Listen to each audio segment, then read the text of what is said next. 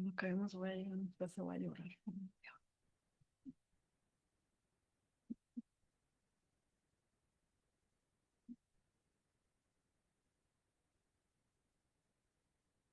¿Listo? Bueno, buenas tardes a todas, todos, todes. Me da gusto que nos acompañen en esta última actividad del seminario de seguridad, migración y violencia.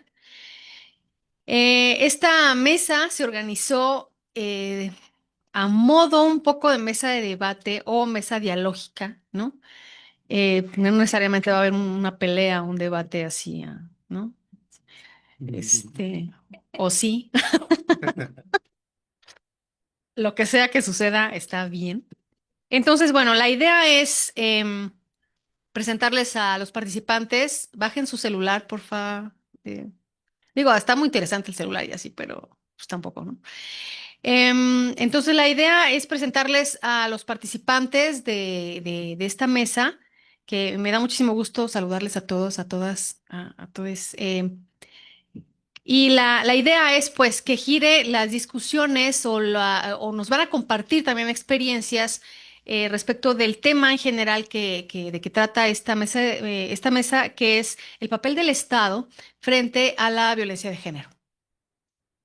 Entonces, las intervenciones van a girar en torno a 5 preguntas que ya los asistentes tienen en sus manos.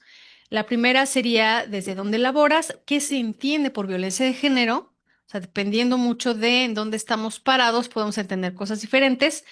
La segunda es si consideran que las acciones del Estado contribuyen a la eliminación de la violencia de género o la perpetúan. Entonces, ¿cuál sería la postura de nuestros participantes?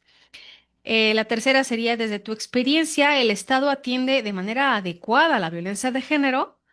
La cuarta sería, ¿cuáles son las fallas o los aciertos que consideras ha tenido el Estado en la atención de la violencia de género? Y la quinta y última sería, para ti, ¿el Estado previene o genera la violencia? Entonces, la dinámica va a consistir en que desde la primera pregunta que tenemos aquí, cada uno de los participantes va a tener alrededor de 5 o 7 minutos para exponer su punto y vamos a ir siguiendo el orden más o menos en que los voy a presentando para que cada quien participe y dé una aportación y luego pasamos a la segunda pregunta y cada quien va a hacer su intervención. O sea, no van a ser intervenciones de el primer ponente y va a hablar de largo, sino que vamos a tener cierto tiempo de participación de cada uno para que todos sean escuchados y escuchadas. ¿Sí? ¿Sí más o menos? ¿Se queda clara la idea? Bueno, entonces voy a empezar presentando a nuestros estimados participantes. Quiero empezar por Marlene Martín Rico, que está en un extremo de la mesa. Ella es abogada de litigio estratégico, defensora de derechos humanos, doctora en derechos humanos y litigación oral, representante legal de las TEMIS Luchando Juntas Asociación Civil, activista por los derechos de las mujeres, infancias y medio ambiente. Es feminista, litigante ante la Suprema Corte de Justicia de la Nación, directora general de TEMIS Servicios Estratégicos y ha ganado algunas sentencias, como una primera sentencia a nivel nacional por violencia vicaria, reconocimiento de paternidad sin cambios de apellidos y declaratorias de violencia familiar, entre otras. Va a llegar otra participante, nada más que estaba atorada en la carretera, pero no tarda en llegar y ahorita la voy a presentar.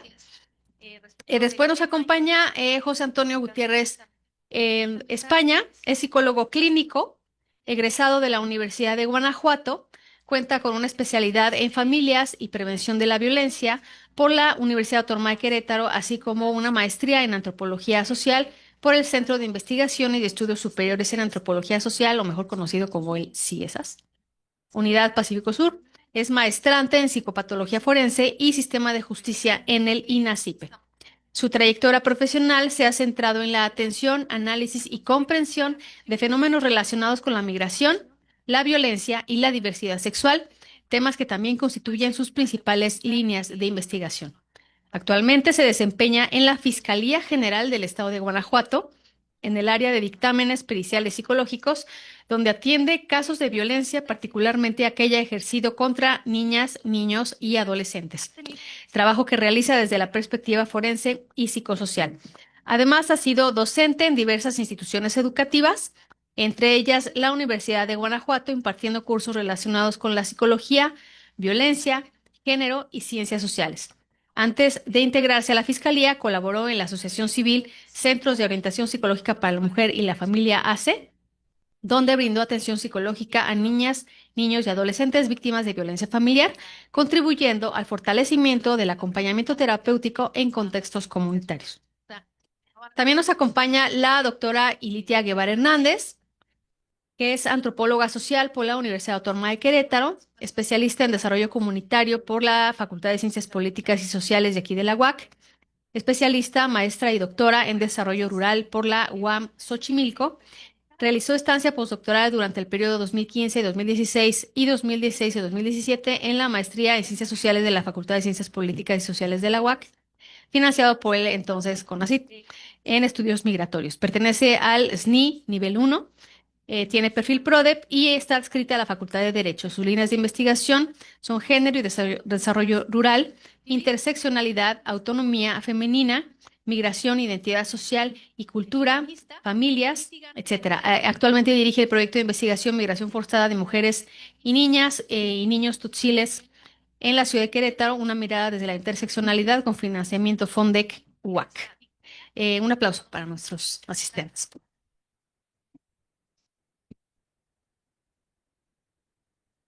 Bien, entonces me gustaría empezar por Marlene. Sí, Marlene, ¿nos puedes platicar un poco tu punto de vista sobre desde donde tú laboras, desde la abogacía, desde las leyes, que se entiende desde ahí por violencia de género? Y tienes 5 minutos. Sí, muchas gracias. Pues primero agradecer esta invitación y regresar a esta mi facultad, porque yo soy egresada de la Facultad de Derecho y aquí también estudié algunas maestrías, pero vemos el contexto de como estudiantes y después afuera en el litigio con lo que nos enfrentamos.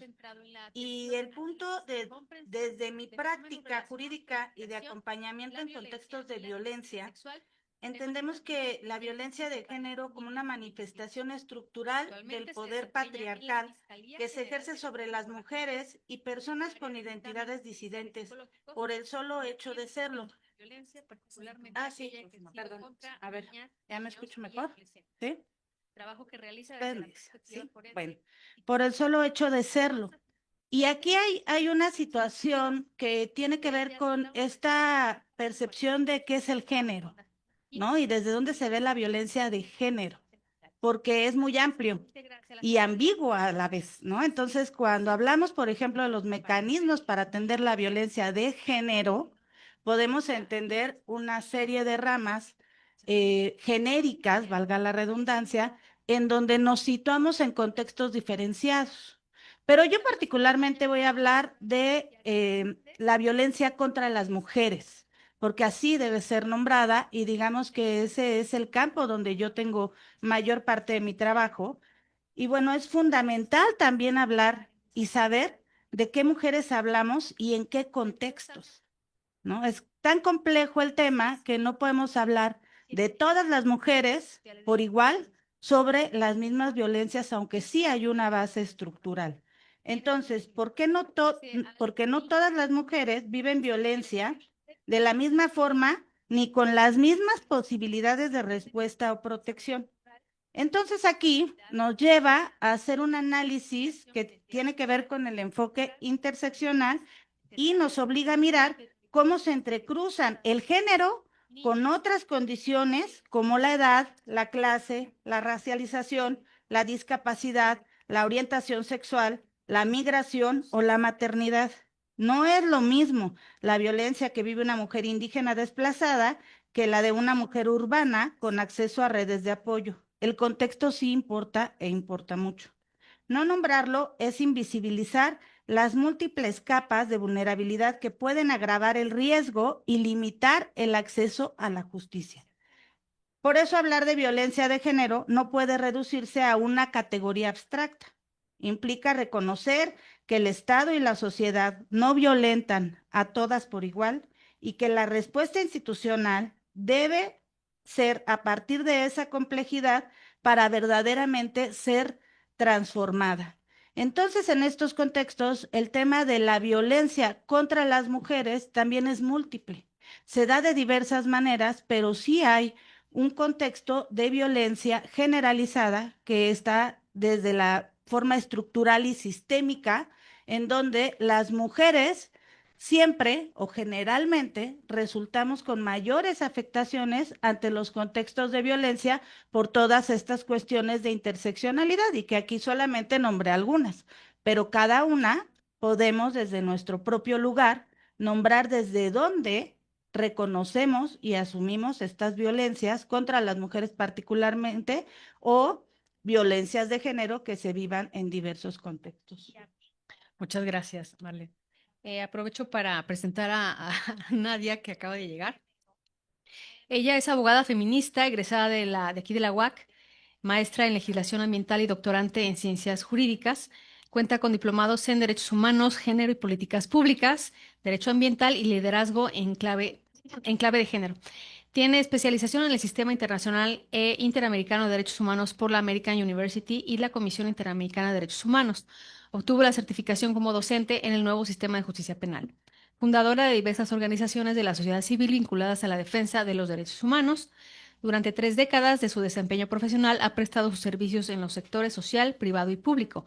En este último, como directora general de Asuntos Jurídicos, Derechos Humanos y Atención a Víctimas de la extinta CONAVIM, hasta agosto de este año como visitadora general de la Comisión de Derechos Humanos de la Ciudad de México y desde septiembre es magistrada en materia familiar en el Tribunal Superior de Justicia de la Ciudad de México, además de que fue acreedora en 2023 de la medalla Josefa Ortiz, que otorga el municipio de Querétaro por su destacada trayectoria en la defensa de los derechos humanos de las mujeres. Un aplauso para Nadia, por favor. Gracias.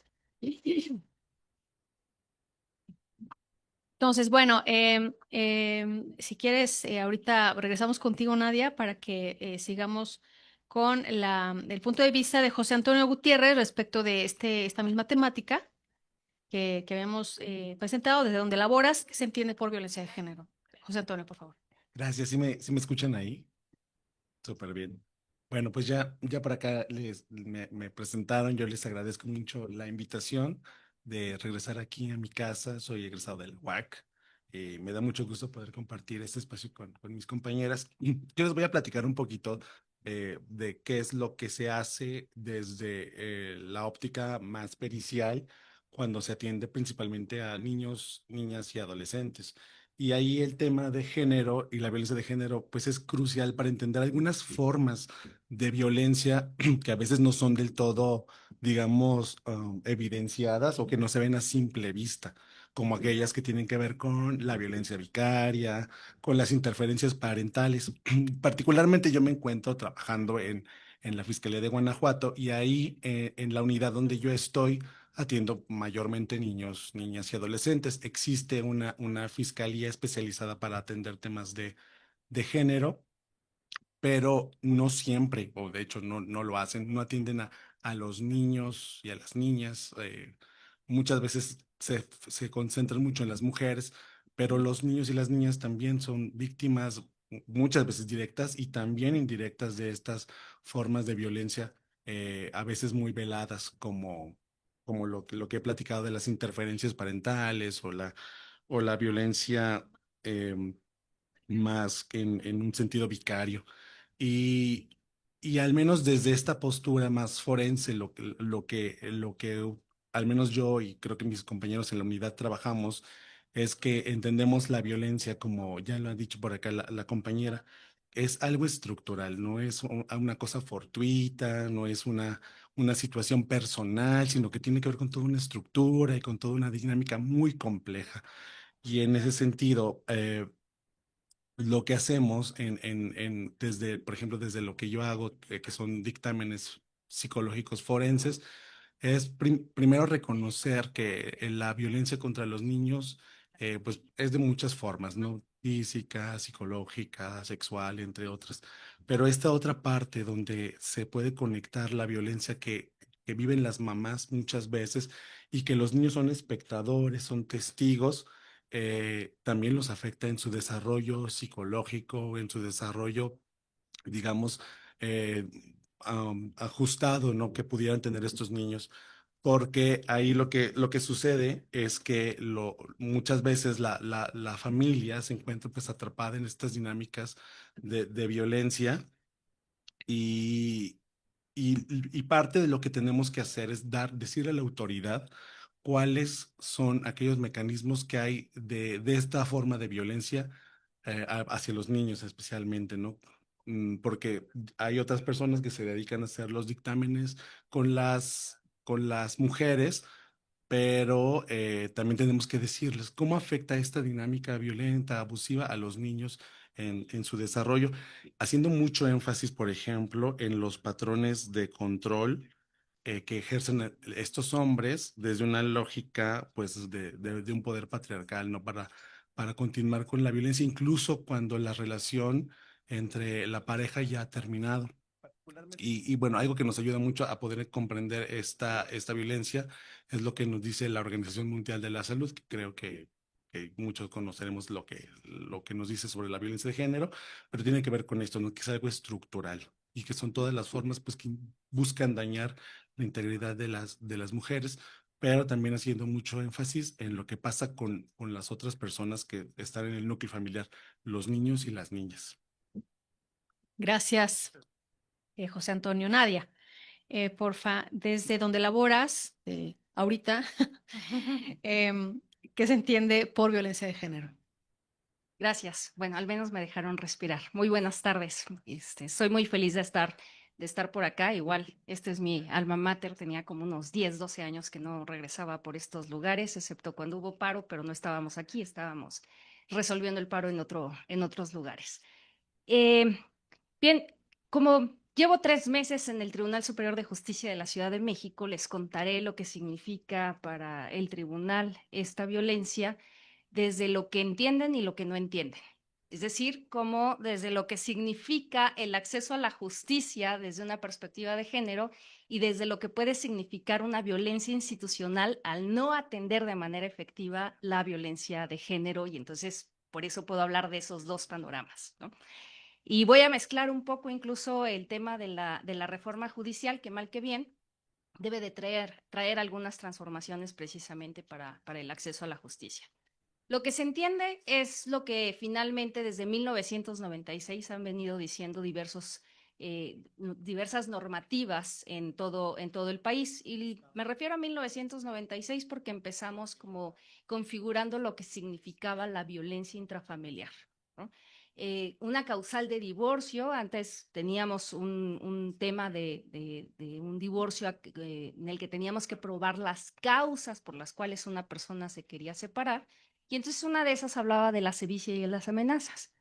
Pero de repente cuando nos encontrábamos con que una mujer junto con sus hijos era sacada de su domicilio a las 3 de la mañana y además golpeada y no podía recoger sus pertenencias y una serie de situaciones que se venían alrededor, pues no encontrábamos ni la sevicia ni las amenazas porque la cuadratura de la ley, ¿no? Que no estábamos frente a pues un sistema además que no era progresivo con los derechos humanos, y hagan de cuenta que estudiábamos leyes allá en la Facultad de Contaduría y Administración, ¿no? Todo era muy cuadrado y no podíamos estirarlo como una liga. Pues lo que nos decía es, pues ni hay sevicia ni hay amenazas porque no se lo advirtió antes y no hay forma de probarlo, y usted no tiene testigos cuando este tipo de violencia son pues en lo oscuro, como en lo oculto, en lo secreto, en lo privado, justamente, ¿no?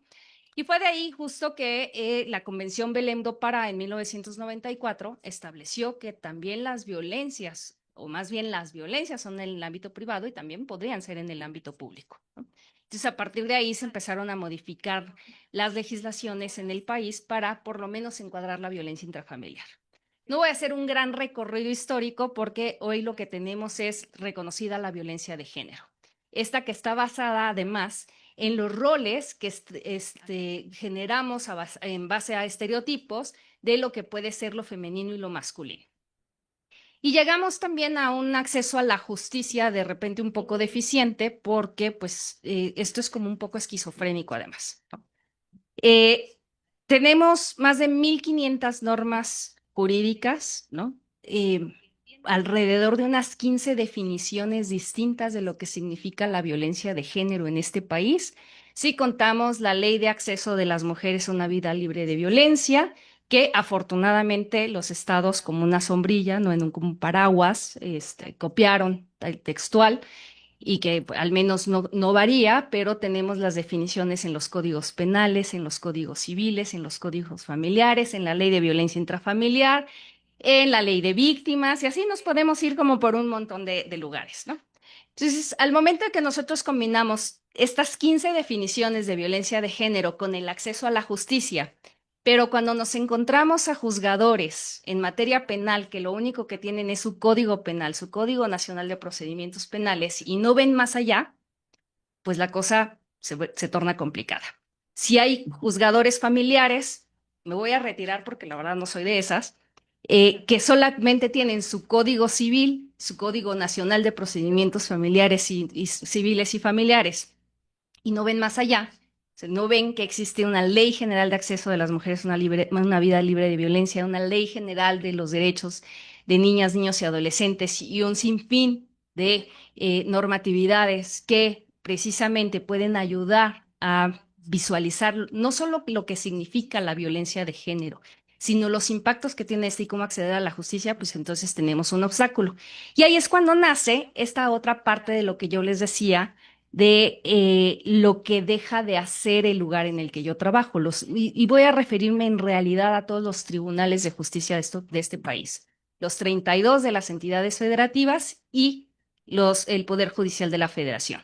Que puede existir una violencia institucional al no reconocer efectivamente que puede existir niñas, niños, adolescentes, mujeres, hombres que están viviendo algunas violencias de género por diversas situaciones, particularmente hombres que están en una situación de vulnerabilidad o que pueden estar frente a una situación de vulnerabilidad y que la Constitución de la Ciudad de México los ha llamado grupos prioritarios, ¿no? Como, por ejemplo, mujeres trans, hombres trans, en general población LGBTIQ+, así como algunas personas migrantes, ¿no? Que no alcanzamos a dimensionar todo lo que está alrededor.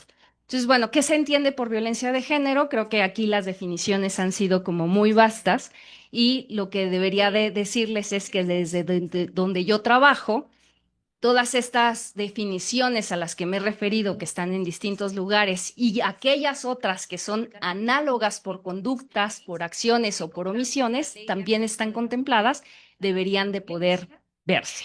Muy bien, muchas gracias. Nadia, y por último, la doctora Ilitia, por favor, desde donde laboras, ¿qué se entiende por violencia de género? 5 minutos. Gracias. Pues gracias. Creo que quien me ha antecedido ha hecho una enorme labor en justo especificar qué es la violencia de género. Entonces, nada más voy a puntualizar algunas cosas desde lo académico, ¿no? Lo primero es que no solo está en la estructura y de repente entendemos la estructura como esa organización como mucho más formal, sino que ya hablaba Nadia y ya se mencionaba la idea de los estereotipos y los roles de género. La violencia es una cosa que está sembrada en la cultura, en la identidad. Es decir, nosotros aprendemos eso, la feminidad y la masculinidad, que entra en la categoría de género, por imitación.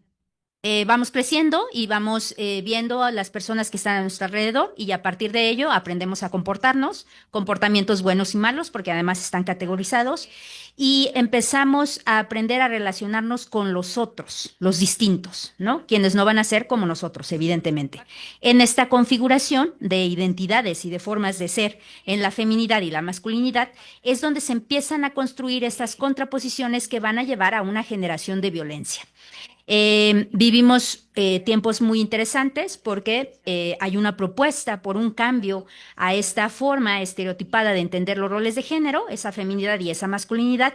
Sin embargo, sí creo que también ese cambio ha hecho que se genere mucha tensión y por lo tanto mayor violencia al interior de la sociedad porque los acuerdos sociales no están dados como antes. Es decir, antes era muy claro qué hacían las niñas y qué hacían los niños, en donde sí podían participar unos y en donde no podían participar otras, y a partir de ahí se estructuraba toda la vida. Eh, en este momento en donde esas afirmaciones están siendo cuestionadas justo por lo que representan, se vuelve mucho más complejo decir qué sí es y qué no es.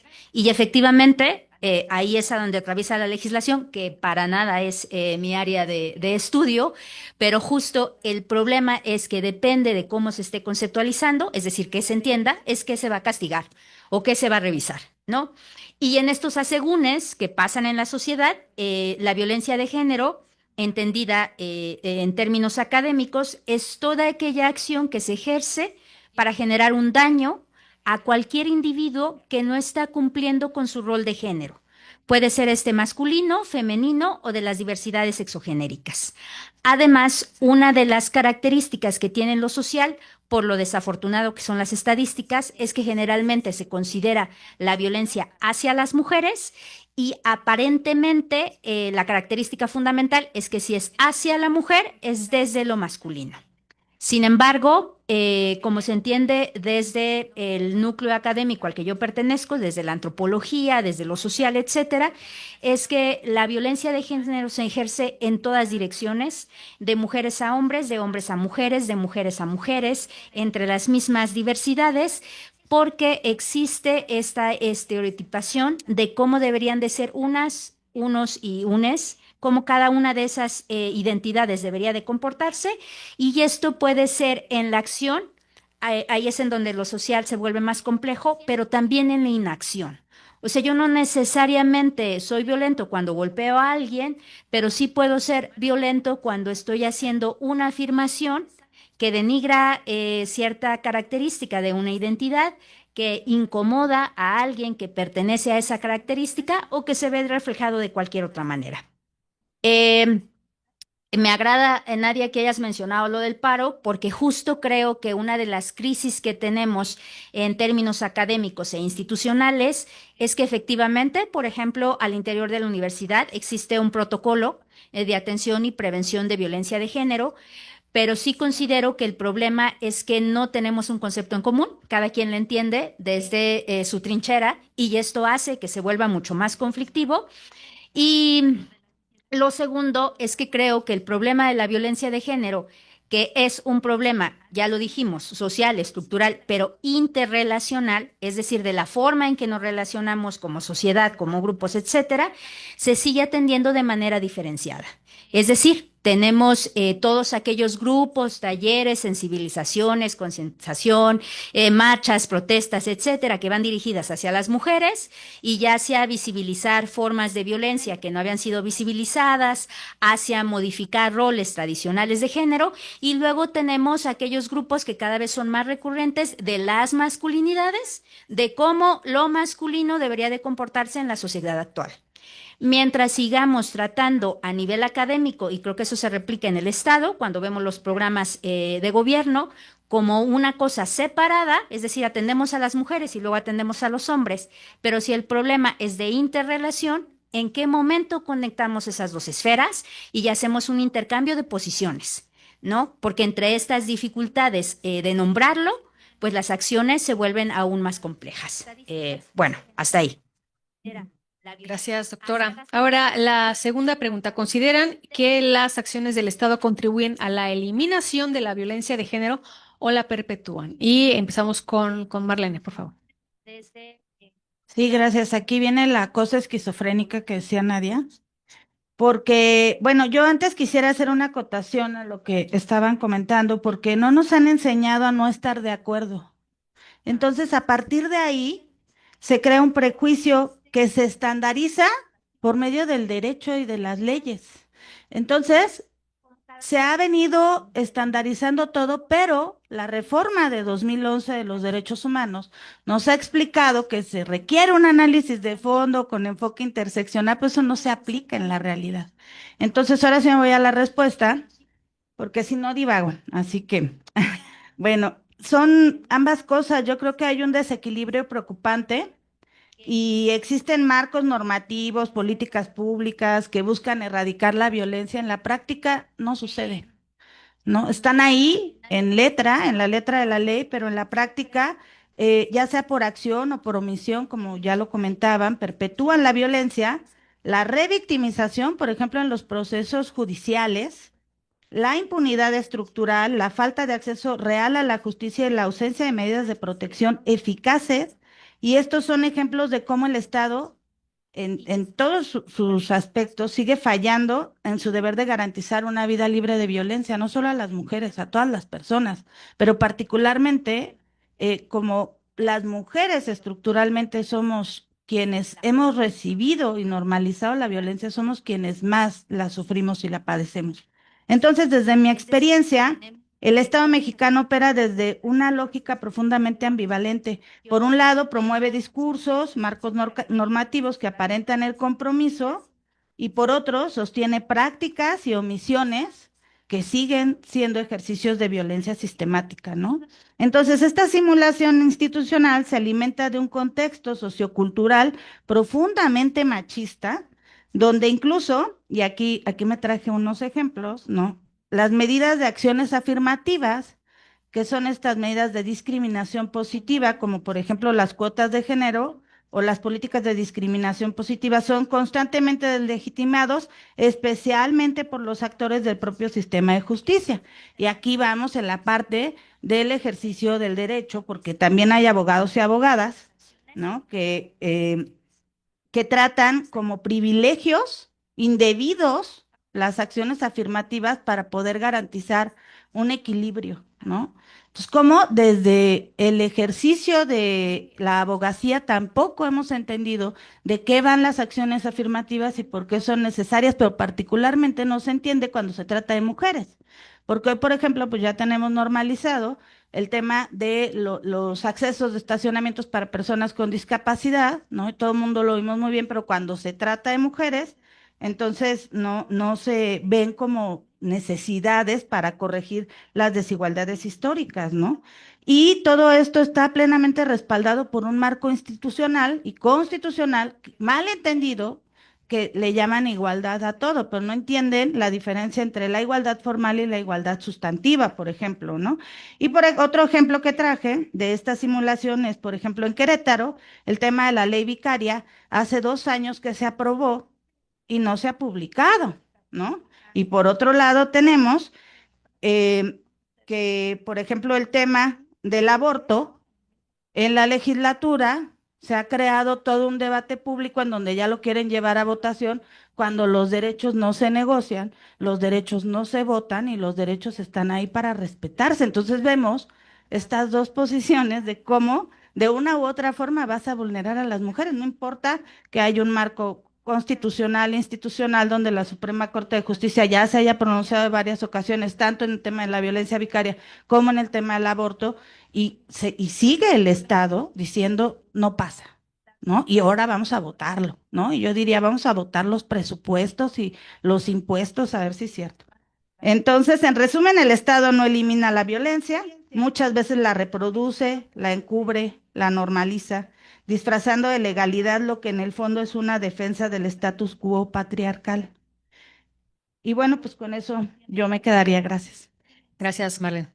Seguimos con José Antonio. 5 minutos, por favor. Entonces, esta simulación institucional Muchas gracias. Perdón que estoy un poco afónico. Bueno, en ese sentido, la pregunta si las acciones del Estado perpetúan o previenen la violencia. Yo les voy a hablar mucho del caso, de lo cotidiano que yo hago en mi quehacer profesional. Yo diario estoy relacionado con abogados, con agentes del Ministerio Público, y con una serie de actores que, pues, que atienden estos temas. Y al menos en Guanajuato, lo que yo les puedo decir es que en ese sentido, si hay alguna atención a esta violencia, es una respuesta corta es sí, pero siempre creo que es de una manera muy parcial, como ya se ha dicho aquí. Es insuficiente la realidad. Por ejemplo, en Guanajuato tenemos Se decretó la alerta de género hace un tiempo, se crearon algunas organizaciones, algunos organismos como el Centro de Justicia para las Mujeres, existe una fiscalía especializada para atender delitos contra mujeres por razón de género.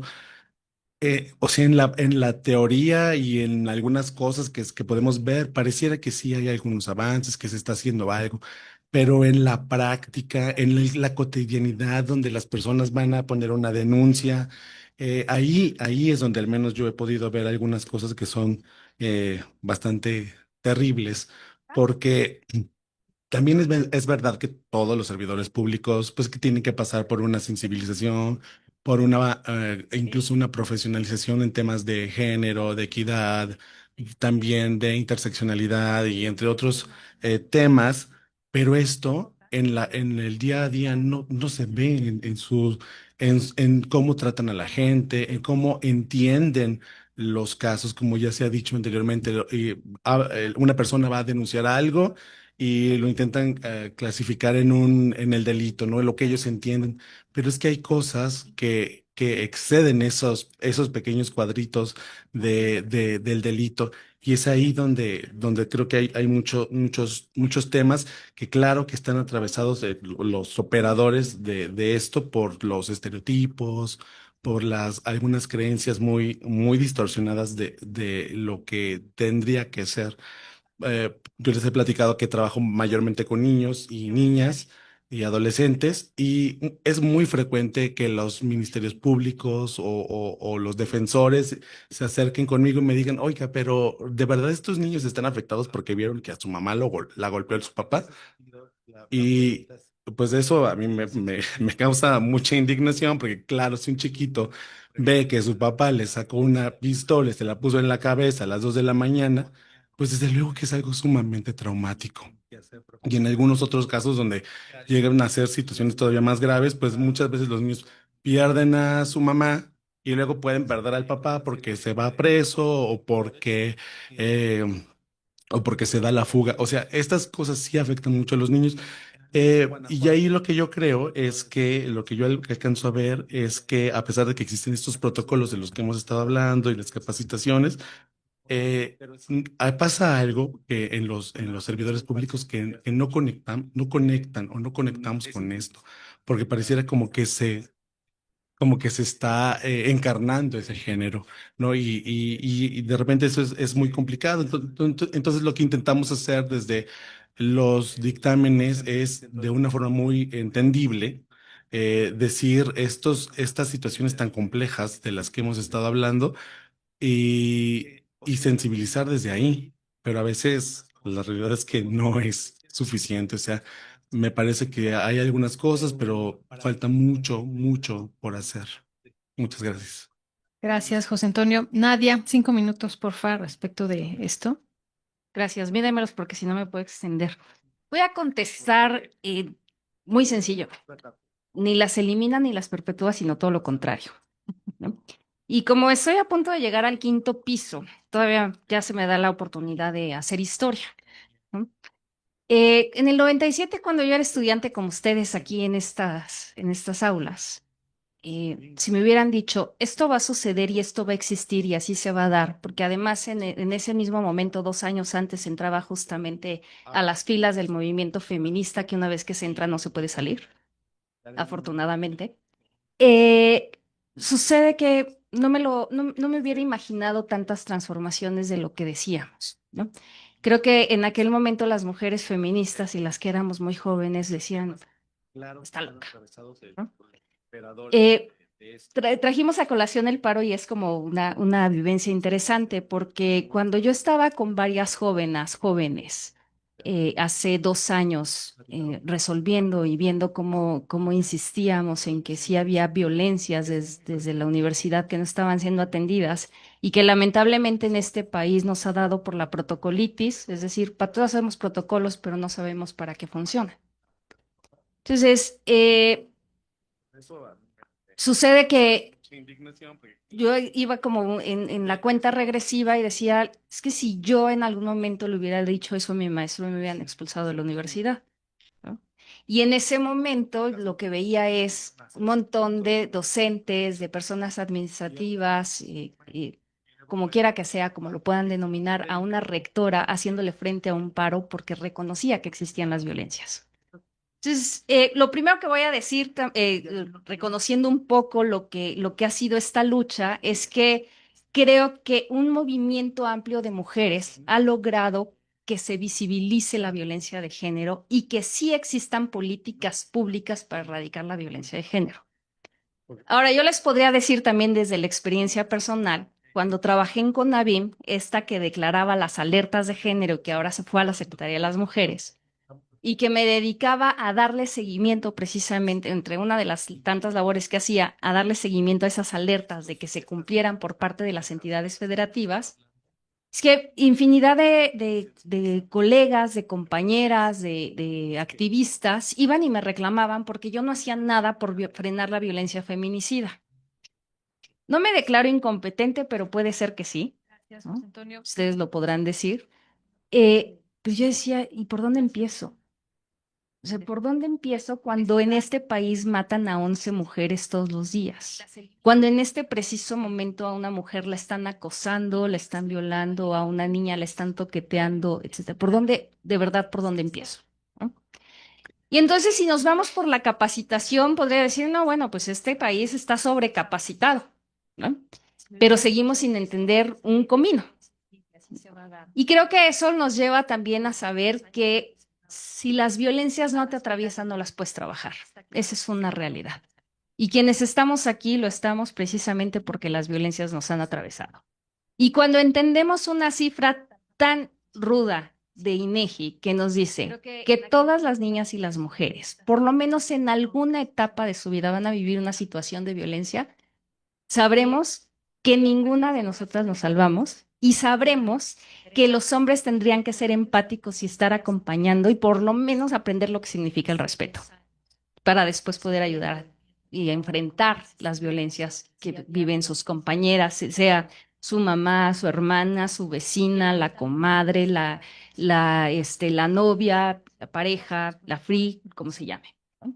Entonces, lo primero que sí quería decir es, esa construcción de políticas públicas y que existan al día de hoy es sumamente importante para trabajarlo. Lo segundo es quiénes están al frente de las instituciones para poderlo hacer y atenderlo de manera adecuada, diligente, de la manera que se espera la respuesta empática, cálida, institucional, etcétera, ¿no? Y ese es el gran reto. Nada más, me vas contando el tiempo, pero déjame contar una anécdota. 30 segundos. 30 segundos. No, una anécdota rapidísima de algo que acabo de vivir el día de ayer en la ponencia. Somos 3 personas magistradas quienes estamos ahí, un hombre y 2 mujeres. Una mujer presentó una demanda por violencia familiar en contra de su hijo y de la narrativa lo que se puede leer es que incluso hay una tentativa de feminicidio. El juzgador, ¿por qué no? No sé si por desconocimiento, por flojera, por negligencia, por lo que sea, le dice, esta no es la puerta indicada y usted y le desecho la demanda, ¿no? Eso le sucede en marzo. Llega la queja donde no le reciben esa demanda hasta octubre a la ponencia, que tenemos que resolver en 10 días.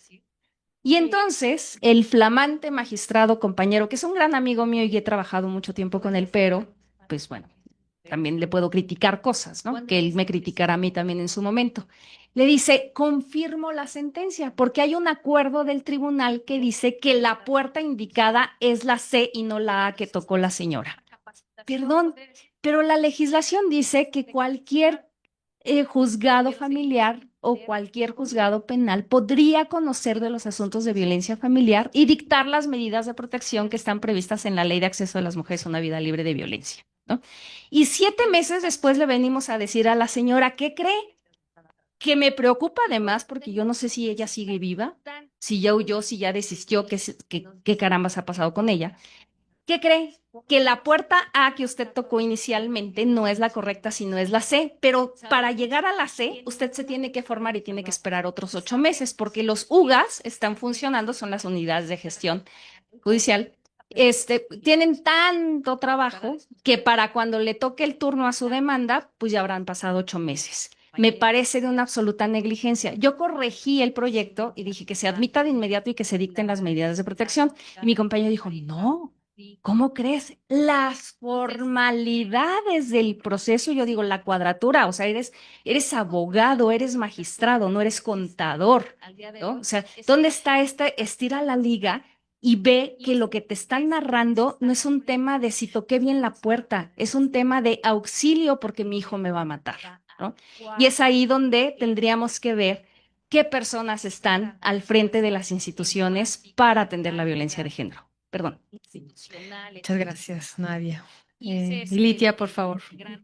Gracias. Pues yo creo que voy a retomar esto último que se menciona, porque también creo que no hay blanco y negro en si se previene o se perpetúa desde el Estado.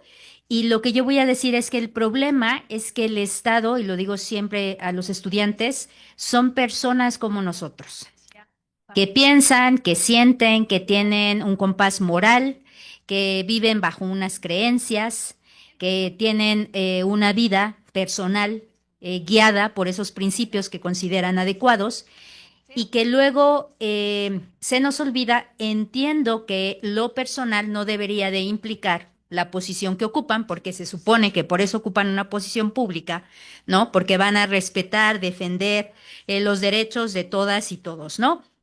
Sin embargo, creo que el problema en las acciones del Estado se encuentra justamente ahí, ¿no? Porque ya lo dijeron 3 personas que trabajan directamente con instituciones estatales y no es que no haya leyes, no es que no estén hechos los protocolos, no es que no se sepa qué hacer, es que depende de quién está al frente de esa institución, de qué es lo que va a decidir al momento que llega.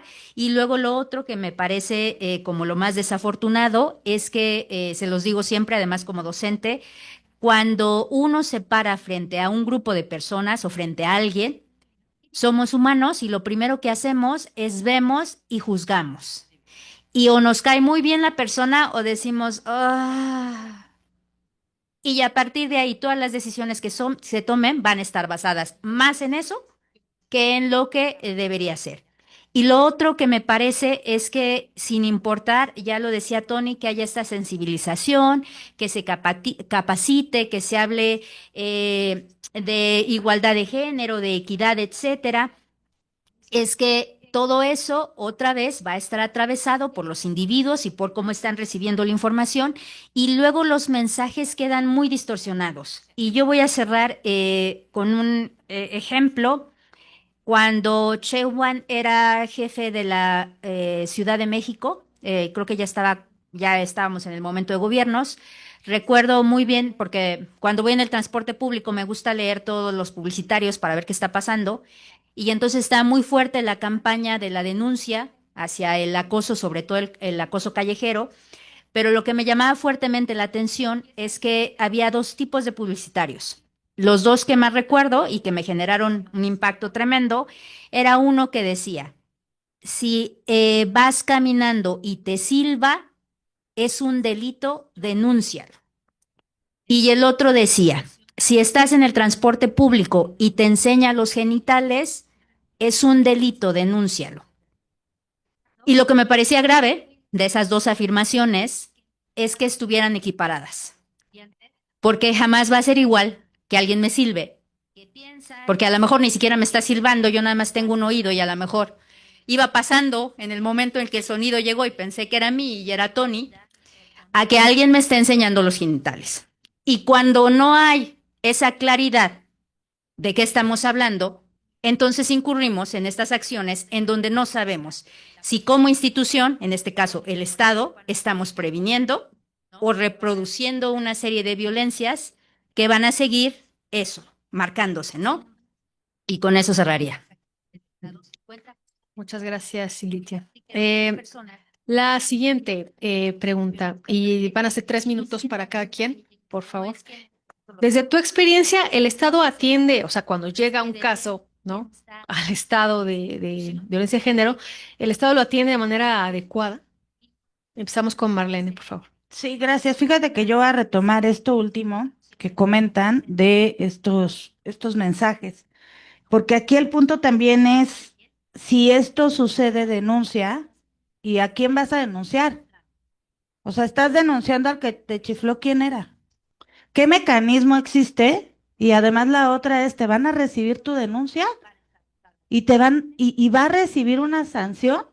Entonces vemos cómo este tipo de discursos, ¿no? Nos ayudan a no normalizar este tipo de violencia, sí, pero también nos lleva a la reflexión de, en serio, estamos llevando a las mujeres a denunciar por todo ante sistemas, y aquí voy a dar respuesta, ¿no? A la pregunta, ante sistemas que no reconocen la violencia, sistemas que en lugar de ayudarte, te van a revictimizar. Y bueno, pues aquí hay un tema, ¿no? Que también tocaban, que quiero tocar aquí en este punto, que es, hay este sistema, ¿no? Que decías, compañero, no es suficiente. Los juzgados están saturados. Hay una situación donde no pueden ser humanamente posible atender todos los casos que existen de violencia, pero también hay una responsabilidad del Estado, porque a mí como litigante me ha tocado que los jueces no resuelven nada. Y están ahí como si, como lo que decía Nadia. No, no, bueno, tú no, tú, todas menos tú. No, pero bueno, o sea, sí hay quienes, ¿no? Sí hay quienes hacen su chamba, pero hay quienes de veras no la hacen. Y entonces, por otro lado, tenemos un sistema de justicia que te dice, en primera instancia, no reconozco, pásese a segunda instancia y en segunda instancia confirma. Hay que el de distrito te diga y el de distrito, de tanto trabajo que hay, ya, y confírmalo, dile que esto, modifícalo y entonces vete a cuántos años, a cuánto tiempo.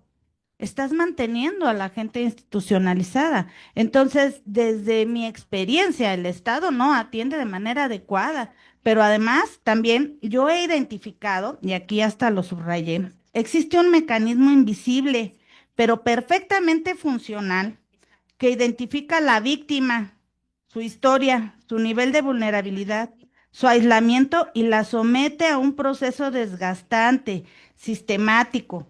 Este proceso no siempre se ve, pero se siente. Comienza con la desconfianza, sigue con la burocracia, se intensifica con la indiferencia o el maltrato institucional y termina en una especie de rendición forzada. La gente termina diciendo, ya, ni modo. Si yo no puedo salvar a mi hijo, a mi hija, a mi infancia del violentador, me está matando en vida. El sistema está matando a las mujeres en vida. Yo tuve, bueno, Nadia, estuvimos en un caso de feminicidio, ¿no? Que acompañó a Nadia desde Conavim, y fue un caso donde había una denuncia anterior al feminicidio que se dio. Fue un feminicidio muy sonado en Tequisquiapan, donde la mujer le había dicho al gobernador, no quiero ser una víctima más de feminicidio. Y pasó. Antes de eso, había una denuncia porque ella había sido víctima de tentativa de feminicidio. Pero la fiscalía tomó esa denuncia como robo a casa habitación. Resulta que en esa misma casa ella vivía abajo, él vivía arriba, y no obstante con eso salieron los medios de comunicación a decir que la persona tenía alerta para que no saliera del país. Ay, no me acuerdo cómo se llama. La alerta migratoria para que no saliera del país, que se estaba buscando por todos lados.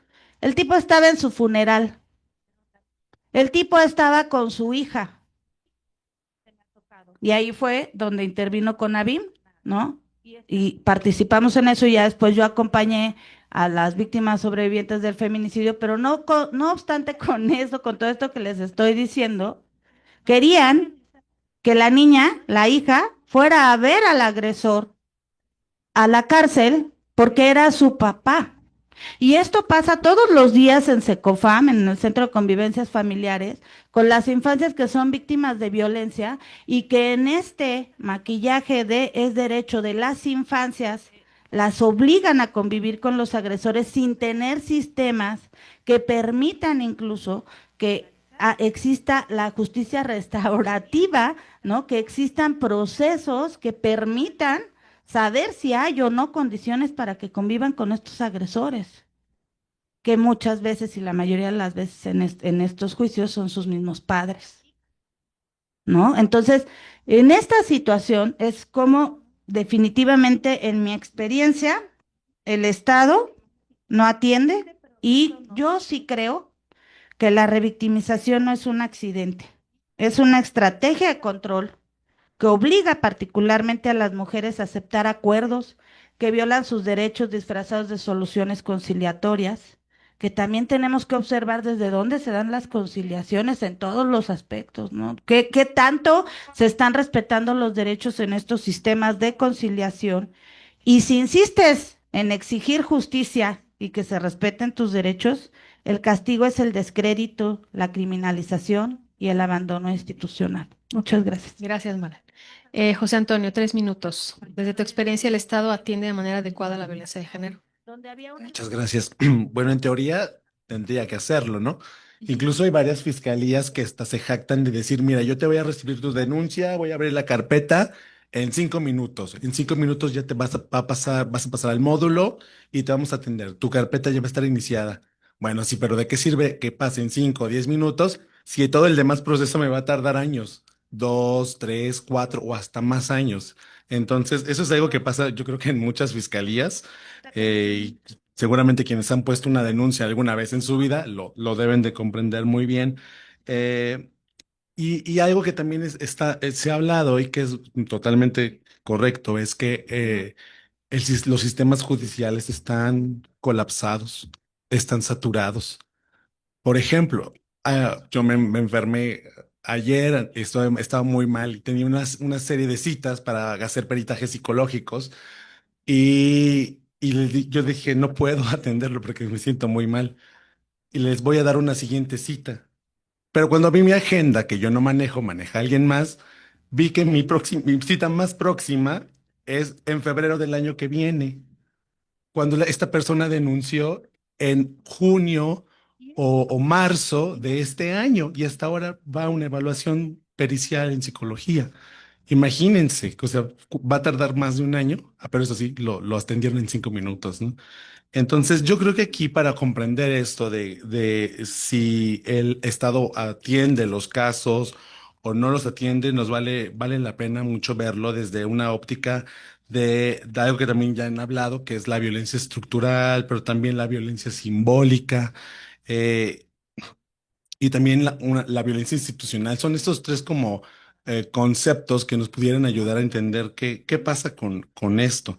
Porque yo creo que yo y otros compañeros intentamos hacer lo que nos corresponde, pero de fondo, a nivel estructural, pues es muy complicado, ¿no? Porque por más ganas que uno tenga, pues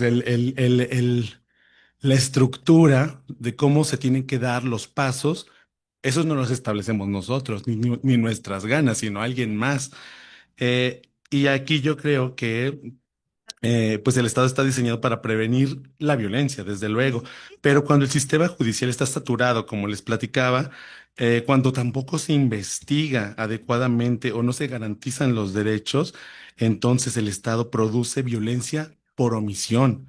Y esta violencia no es visible como un golpe o un disparo con arma, pero sí se va a estar manifestando en la impunidad, en la desesperanza de las víctimas y en algo muy grave, que es en la repetición de los delitos, ¿no? Y en el hecho de que esto va a tener muchas veces desenlaces muy graves.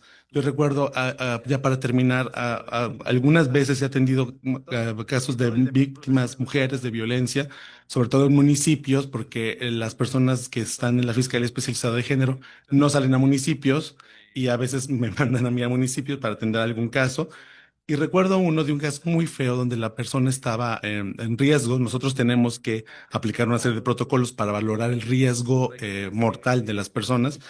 Y esta persona estaba en un riesgo muy grave. Entonces yo le hice un oficio al Ministerio Público donde era un oficio de riesgo. Le pedía que tenía que atender esto a la brevedad, que tenía que hacer las diligencias pertinentes y salvaguardar a la víctima y a sus hijos. Y me contesta el Ministerio Público, pero ¿esto qué quiere decir? ¿Qué quieres que haga con esto? Y es que queda muy claro en el cuerpo del texto que les estoy diciendo. Pero, y me decía, es que nunca me habían dicho algo así. Y yo me sorprendí mucho. pero yo, bueno, aparte de sensibilizar también a los juzgadores, a la autoridad, decirle, bueno, puede que no lo haya visto, pero hay un riesgo real y se tiene que atender. Lamentablemente yo ya no supe qué pasó en ese asunto, espero que lo hayan atendido, pero ese es el pan de cada día, tristemente. Gracias. Gracias, José Antonio. Nadia, 3 minutos, por favor. Voy a abonar tiempo para que no. Como yo soy parte del Estado, al ser una milésima función de un poder judicial en pues me voy a defender y voy a decir, sí atendemos bien la violencia, lo voy a decir, ¿no? De esa manera. Pero como hasta hace 3 meses yo trabajaba en un organismo autónomo de defensa de los derechos humanos, voy a decir no, porque yo sí recomendaba al Estado en situaciones que no hacía, ¿no? Y vuelvo a lo mismo, ¿no? O sea, como desde qué perspectiva lo estamos viendo y desde dónde. Y creo que algo muy valioso es que precisamente se ha establecido como principios rectores para atender todos estos casos, ¿no? Y que se han generado instituciones que a veces, pues, digo, estamos tan llenos de instituciones también que no sabemos a dónde recurrir, ¿no? Y pasa esto que les contaba de la señora que tocó en la puerta A, pero tenía que ir a la puerta C, ¿no? El punto es que lo valioso de haber establecido principios de atención a los temas de violencia de género nos da la pauta para poder acusar a las personas que no están atendiendo de manera diligente, que no están atendiendo a la integralidad, que no están haciendo su trabajo, pues sí señalarlas. Ayer precisamente cuando yo estaba discutiendo este caso con mis compañeros de ponencia, también se estaba llevando a cabo una sesión, la primera sesión pública del Tribunal de Disciplina del Poder Judicial de la Ciudad de México. Y estaban sancionando en ese momento un juez familiar que no había atendido diligentemente un tema de una demanda. Y él lo que había contestado es, pues no la pude atender diligentemente porque, ¿qué cree? Que cerraron 10 juzgados y el trabajo de uno de los juzgados, la mitad me lo pasaron a mí. Y entonces de 4,500 casos yo pasé a 6,000 casos. Entonces, pues no tuve tiempo de atenderlo. Le pedía que tenía que atender. Tú lo puedes pensar, lo puedes tener sobre el escritorio, pero no lo puedes decir, ¿no? O sea, deberías de tener por lo menos un poco de congruencia, de respeto hacia las personas, o por lo menos conocer la vergüenza para que no lo digas.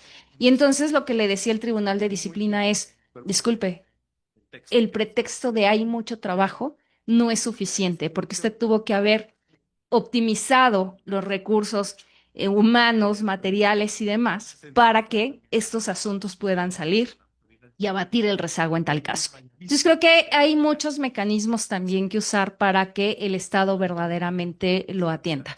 Y no es gratuito que precisamente se organicen marchas, se rompan vidrios, se quemen oficinas y demás, porque justamente lo que tenemos es un hartazgo de que las instituciones, a través de sus servidoras y servidores públicos, se han vuelto sordos. Gracias, Nadia. Y Litia, por favor, 3 minutos. Gracias. Yo desde el público, yo les digo, bueno, yo creo que lo que pasa, y lo comento también en clase, es que como mortal, y ese es un error cívico también, desconocemos en la mayoría de los casos hacia dónde nos tenemos que dirigir, qué es lo que tendríamos que haber hecho para poner una denuncia, una queja, cómo deberíamos de haberlo presentado y un largo etcétera, ¿no? Entonces creo que es una combinación de elementos en donde efectivamente, lo dijo Tony, ¿el Estado tiene la obligación de atender adecuadamente la problemática? Sí, pero creo que también los ciudadanos, ciudadanas, deberíamos de tener una obligación cívica de entender o al menos de acercarnos de alguna manera a esa formalidad institucional que nos permite entender cómo funcionan los procesos, ¿no? Entonces sí creo que ha sido un juego, ¿no? Entre no se denuncia porque hay impunidad, no se denuncia porque finalmente hay una revictimización, no se denuncia porque no vamos a solucionar nada y que el Estado ocupa esto justo para no atender de manera como se debería la problemática, ¿no?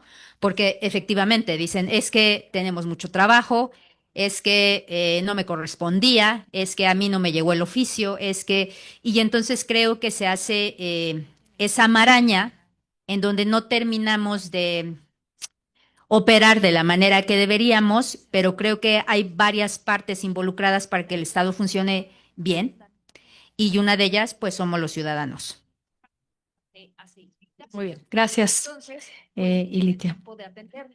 Vamos pues a la cuarta, ya casi para finalizar con las preguntas. Desde su perspectiva, queremos escuchar fallas, aciertos que consideran ha tenido el Estado en la atención de la violencia de género.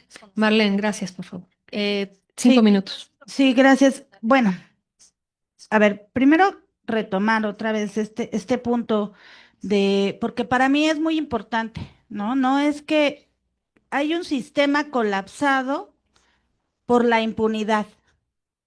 Si hubiera sanciones para los casos que existen, violencia contra las mujeres, violencia contra las infancias reales, yo les aseguro que no estaría tan colapsado el sistema.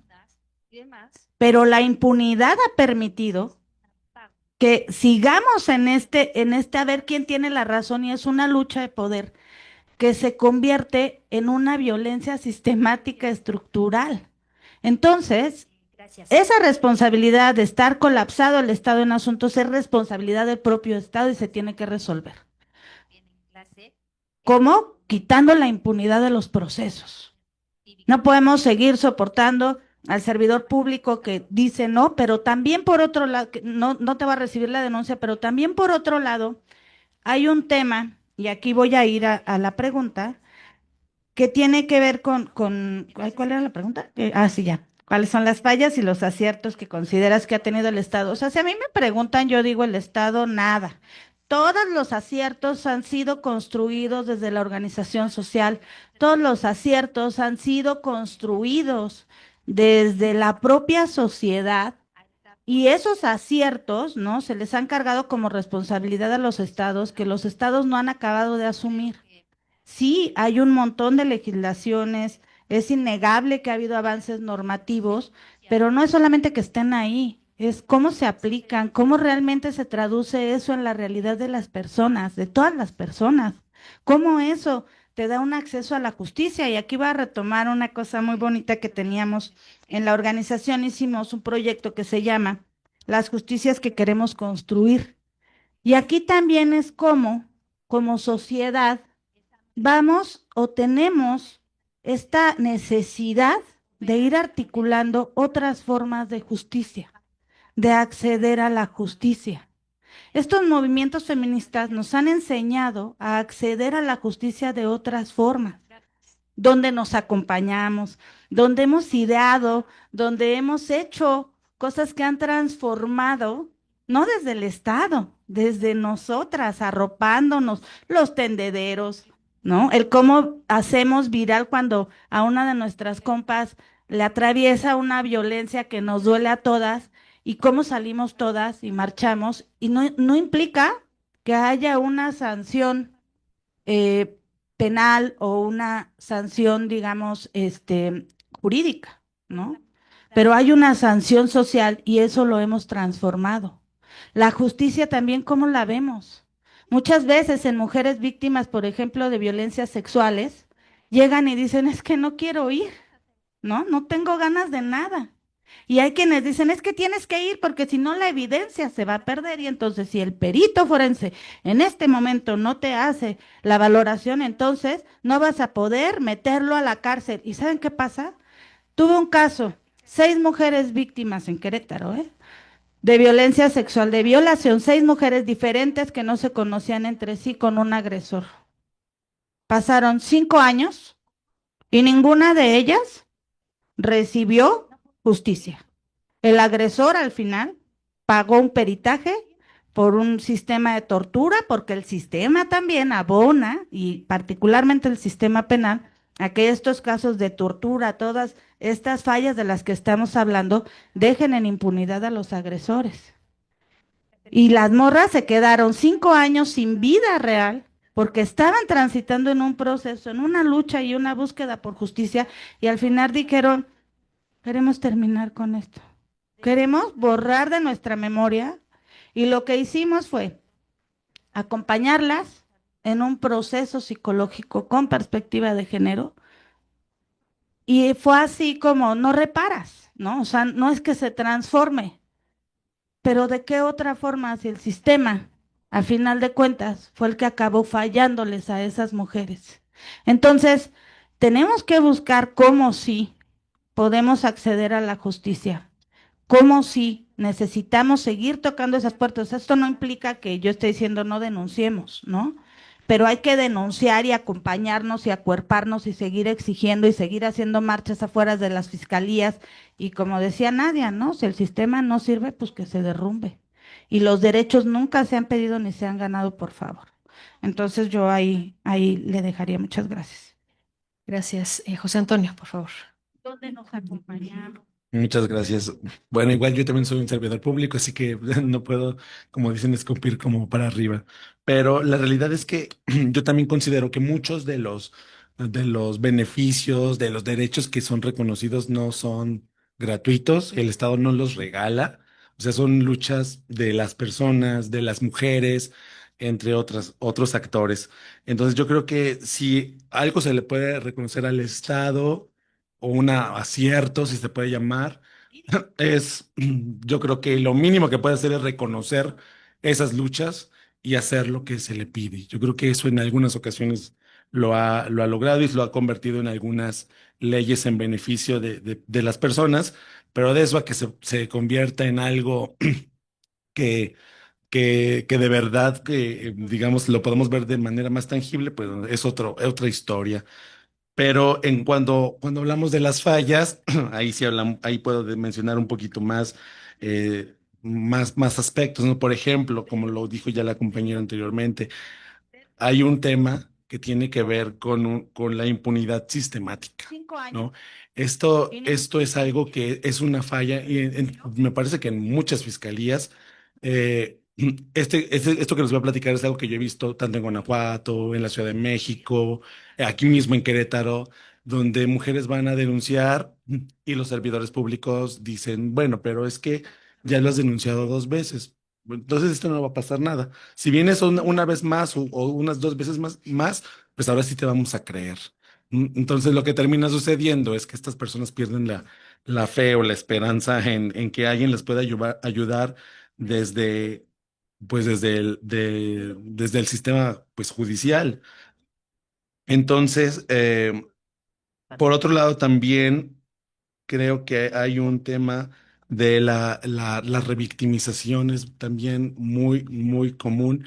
Y ese es un fallo que me parece que está presente en muchas fiscalías.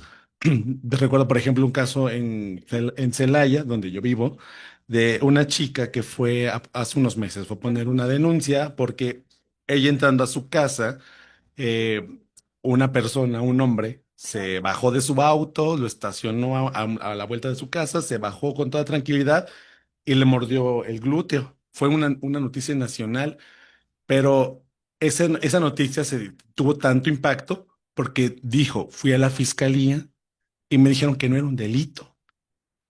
Entonces, claro, después la fiscalía tuvo que corregirlo y atenderlo, pero ese es un ejemplo, digamos que que pudimos verlo todos, pero es algo que se repite y que está en muchos estados de este país. Otra cosa, creo que una falla es que se trata, las respuestas que da el Estado son reactivas y no preventivas. O sea, el Estado actúa después de que ha pasado una situación grave, con el ejemplo que les he dado, pero no antes. La prevención primaria, por ejemplo, la educación, lo que tiene que ver con la transformación cultural, los cambios en las masculinidades, es mínima y muchas veces pues ni siquiera existe.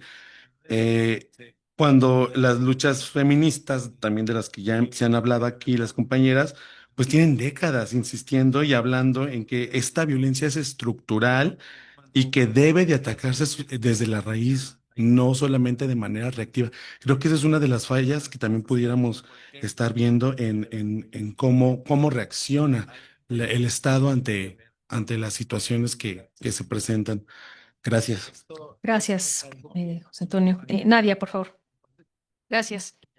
Creo que los aciertos del Estado son precisamente contar con instituciones, mecanismos, procedimientos, legislación, sentencias y la construcción de todo un pasado, ¿no? Y justo aquí es en donde están las fallas, ¿no? En que de repente ni siquiera sabe leer ni sabe escuchar. Y lo voy a poner en un ejemplo muy claro. Cuando muestran el Secretariado Ejecutivo de Seguridad Nacional cada 25 muestra las cifras de violencia y presenta las cifras de feminicidio, por ejemplo, y dice, a las mujeres, mataron a tantas mujeres durante este mes, ¿no? Disminuyó, incrementó en 3, en 4, qué sé yo, ahí más o menos se mueve la estadística. Y principalmente fueron asesinadas por arma de fuego. Bueno, pues si lo que te están diciendo es que a las mujeres las matan con arma de fuego, pues entonces, ¿qué estás haciendo para no implementar una política de sacar las armas de fuego de este país, que justamente es por la misma razón por la cual les matan a los hombres, ¿no? Pues porque hay un negocio alrededor de las armas de fuego, eso es muy evidente, ¿no? Pero que además el Estado no se da cuenta de cómo lo tiene que atender, ¿no? Digamos como algo muy mínimo y que es donde empezaría la prevención, ¿no? Entonces, o sea, como ver hacia dónde caminamos y cómo lo hacemos, si lo que te están diciendo y tú vas leyendo como los relatos de las víctimas en los temas de acoso, en los temas de violación, en los temas de violencia, pues ahí tienes como datos muy, muy particulares que tendrías que ir atendiendo. Entonces creo que las fallas están precisamente en teniendo todo esto, no sé qué hacer con él. Yo supongo que es como un rico. Me imagino a Carlos Slim diciendo, tengo todo este dinero, ¿y ahora qué hago con él? ¿No? O sea, como ni siquiera se lo voy a heredar a nadie, a mi hija desconocida que no he podido reconocer la paternidad, ¿no? O sea, no sabe cómo hacerlo. Ya. Muchas gracias, Nadia y Litia. Por favor. Gracias. Justo pensaba que en eso creo que de los aciertos del Estado ya se dijo, gracias a la protesta, se han ganado muchos cambios en la legislación, se han abierto oficinas especializadas incluso, ¿no? De acuerdo a la tipificación de ciertos delitos, pero creo que la fundamental falla del Estado mexicano es la impunidad y que la impunidad genera desconfianza en aquellas personas que necesitan atención o que deciden denunciar cualquier caso de violencia y creo que mientras la impunidad siga siendo tan elevada como es en nuestro país, todo el proceso y sin importar cuántas oficinas, cuántas nuevas leyes, cuántas cosas salgan, el panorama no va a cambiar, ¿no? Porque ante la reacción, porque ya se dijo, el Estado tiende a reaccionar, no a prevenir, ¿no? Y además es un Estado punitivo, entonces la reacción es el castigo, ¿no? Para que esto, con la idea de que entonces, como ya se castigó a alguien, el resto van a evitarlo, pero creo que juega a la inversa, ¿no? Lo que está predominando es la impunidad y ante la impunidad hay esa certeza de que sin importar que yo haga, si tengo los contactos, los recursos económicos, la forma de acceder al sistema, pues nada va a suceder, ¿no? Y recordaba que creo que lo mencioné en clase, el caso de los porquis en Veracruz, ¿no? Gente muy apoderada económicamente, con mucho poder político además, y que salieron libres porque el abogado en estos artilugios legales dijo que la definición de violación era una penetración de un pene a una vagina y que como las mujeres habían sido penetradas con todo menos con un pene, entonces que eso no había sido una violación, ¿no?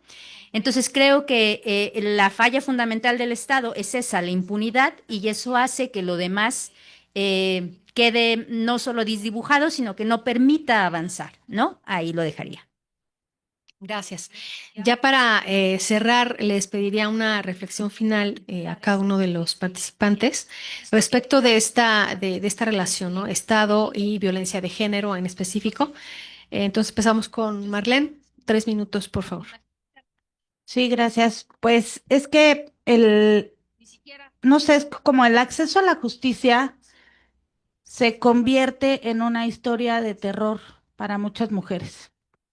Pero no debemos seguir tolerando que esto siga pasando. Hay que transformar.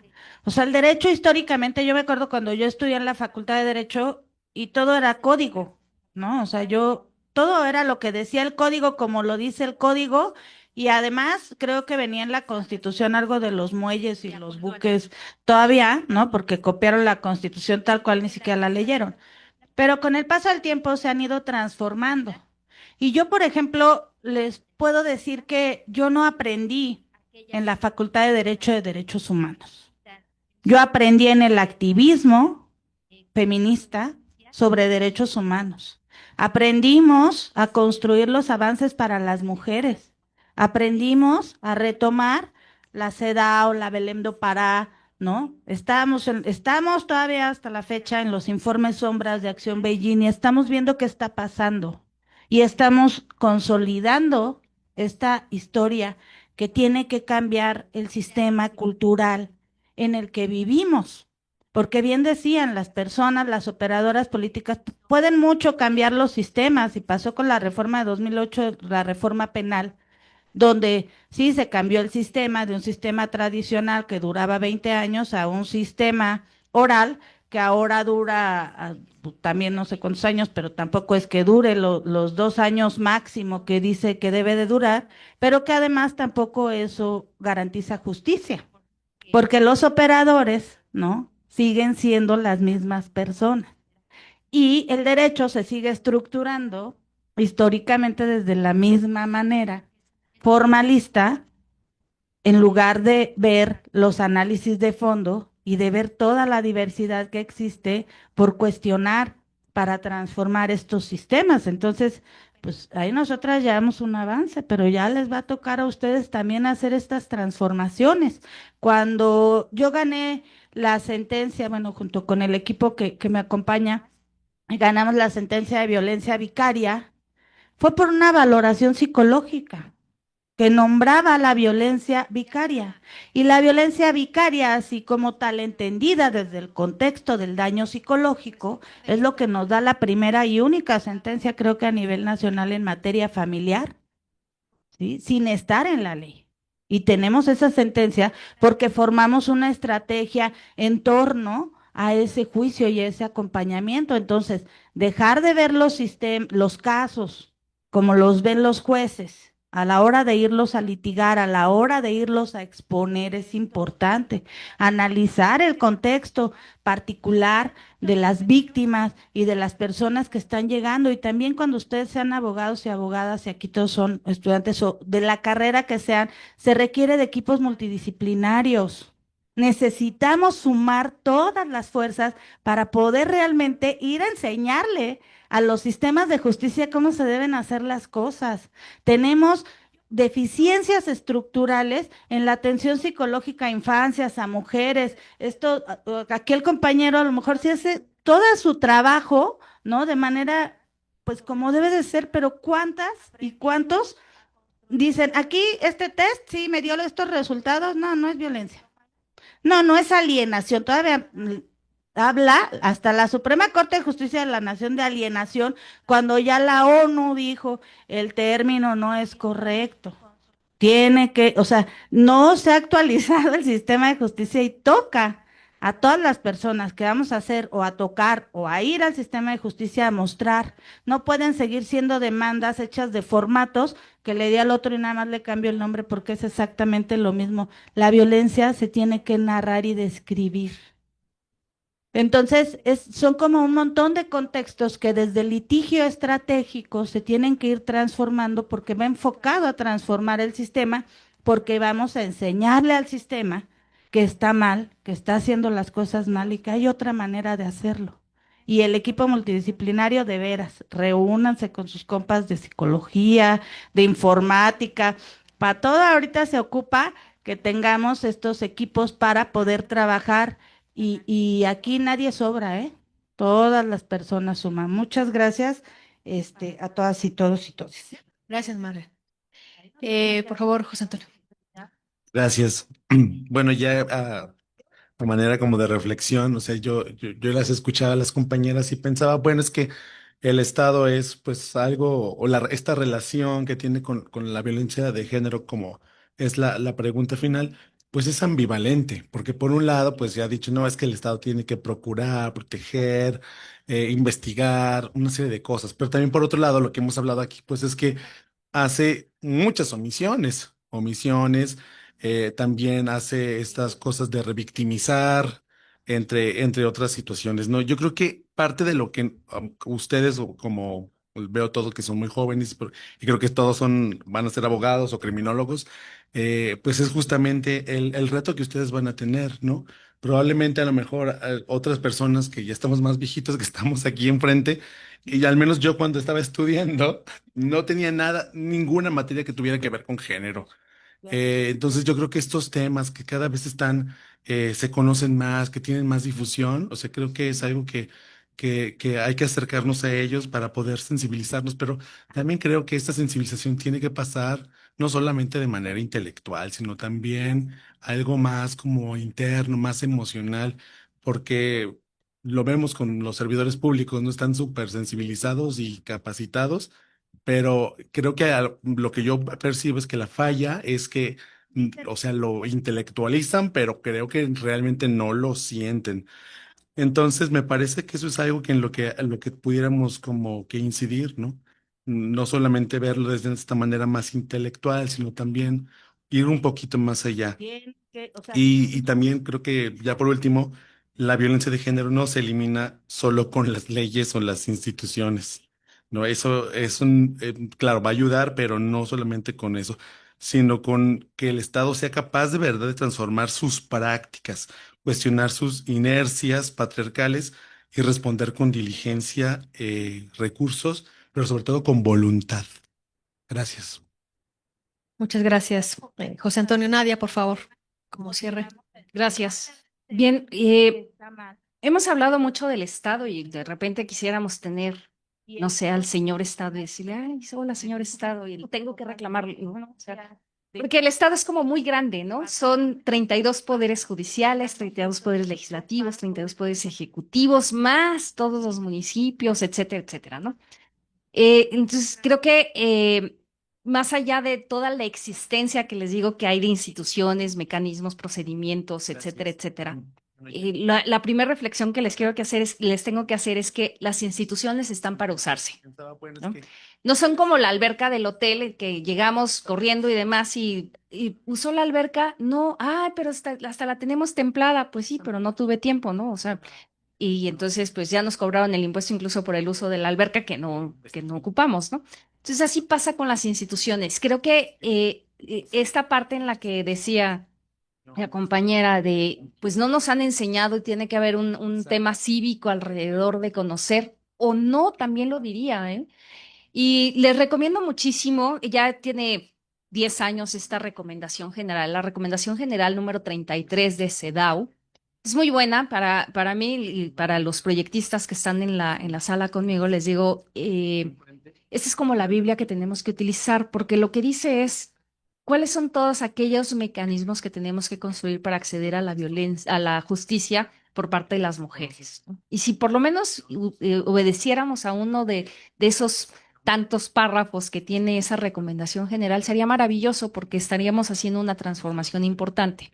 La otra es que las realidades pues van transformando un montón de cosas y yo siempre digo, la legislación es una fotografía en blanco y negro de un momento, un tiempo determinado, que cuelgo en la sala de mi abuelita, ¿no? Y ahí se va llenando de polvo y telarañas y demás.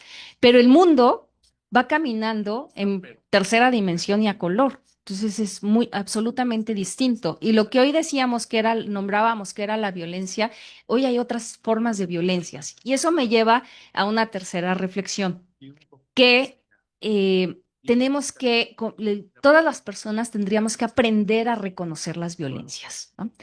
No hay, ahorita recordaba este tema de cómo tipificar como delito una misma conducta, y yo lo que sí diría es, no hay ni violencia chiquita ni violencia más grande, o sea, es violencia y punto, ¿no? Habría que mencionarlo como es y en esa magnitud atenderlo. Claro que tendremos más bien la sanción a las conductas, tendría que ser como muy diferenciada, pero tendríamos que ver como las violencias efectivamente, ¿no?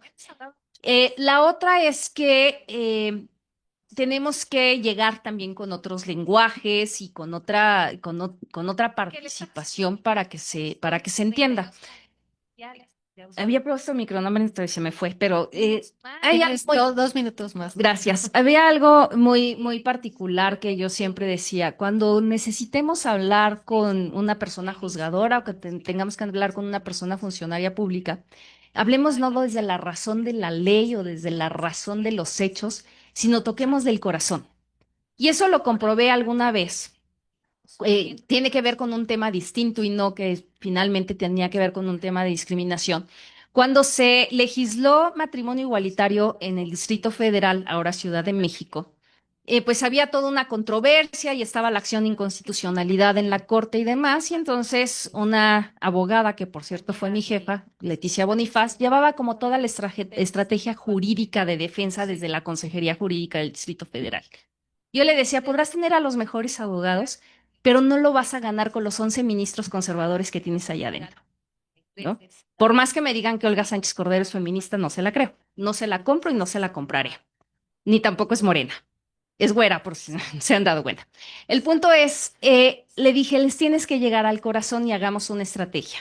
Entonces, tú sigue con tu estrategia jurídica y nosotros desde las organizaciones de la sociedad civil hagamos la estrategia de llegarles a tocar el corazón. Y lo que hicimos fue grabar un video en donde le narrábamos en 2 minutos la vivencia de distintas familias en distintos puntos del país, que le decíamos, a ver, usted no está resolviendo una acción de inconstitucionalidad y no se está haciendo una reforma para el futuro.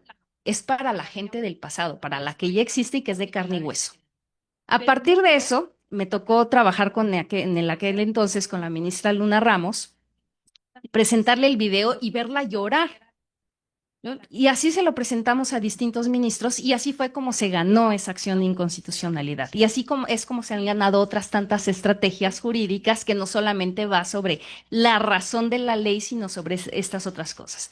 Cuando nosotros aprendemos a trabajar con las realidades y tocar la puerta adecuada y decirle al oído izquierdo a la persona, estoy tratando de ver cuál es su izquierda, es que tengo 2 derechos. Las razones correctas, creo que logramos transformar mucho. Hacer también el trabajo desde el corazón suma muchísimo para poder atender estas violencias. Muchas gracias, Nadia. Doctora Elitia, por favor. Gracias. Sí, yo creo que ante el panorama que tenemos, la relación del Estado con la violencia de género está como decían, que además se dijo que es incorrecto durante la pandemia, sanitizado, ¿no? Como que hay, me gustó mucho la última participación, hay que tocar la sensibilidad y dejar un poco de lado lo que dice la letra de la ley, porque justo ese es el problema, ¿no? El Estado está en un proceso en donde aparentemente se están haciendo todas las acciones adecuadas porque ya se abrieron nuevas oficinas, ya se generó un nuevo protocolo, ya se hizo una nueva legislación, ya se dijo que en 5 minutos se le tiene que abrir una carpeta de investigación a alguien.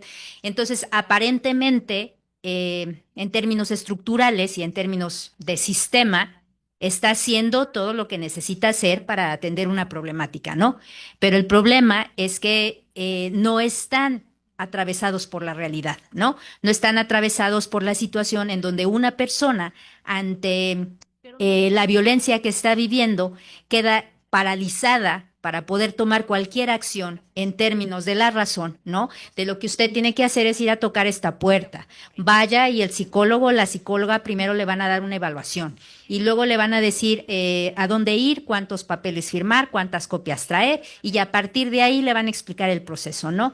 Creo que mientras no aterrice a la realidad, en donde la realidad es mucho más mundana y es más inmediata y lo que se busca resolver en la realidad no es saber si en 1 año o en 2 van a juzgar a alguien, aunque es súper importante por lo que me ha hecho, sino qué voy a hacer el día de hoy, en dónde voy a dormir, a dónde voy a llevar a mis hijos, qué voy a comer mañana si me voy, ¿no? Entonces creo que mientras esas 2 partes no estén conectadas, va a seguir existiendo esta desconexión entre una institucionalización que está reglamentada, regulada y que nos dice qué es lo que se tiene que hacer y una realidad que no puede acceder a esos procesos porque terminan estando desconectados de su realidad, ¿no? Gracias.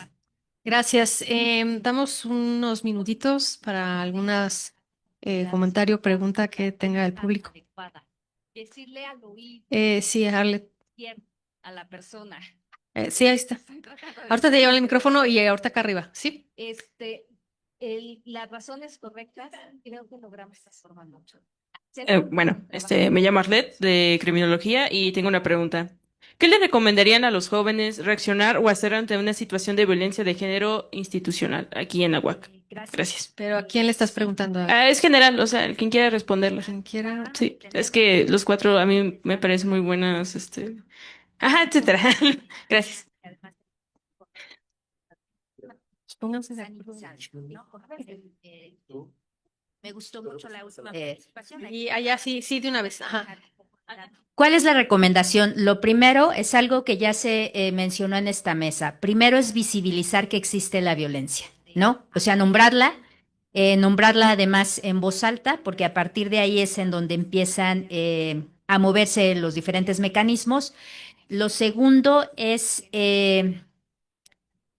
yo diría, reconocer mucho el papel que estamos jugando en esa violencia que se vive, porque a veces lo que sucede con las violencias es que las minimizamos entre pares, las ignoramos o las ridiculizamos y entonces terminan siendo algo que no eran.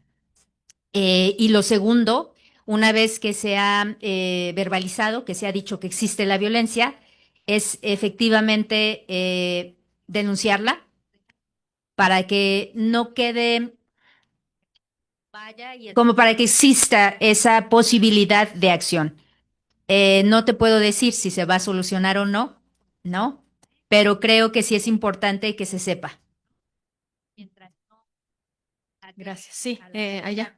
Sí, mi pregunta creo que está un poquito relacionada porque justo es algo muy específico. Nos decía del peritaje que sus próximas citas las tenía hasta febrero y que habían sido cosas que eran denunciadas en junio.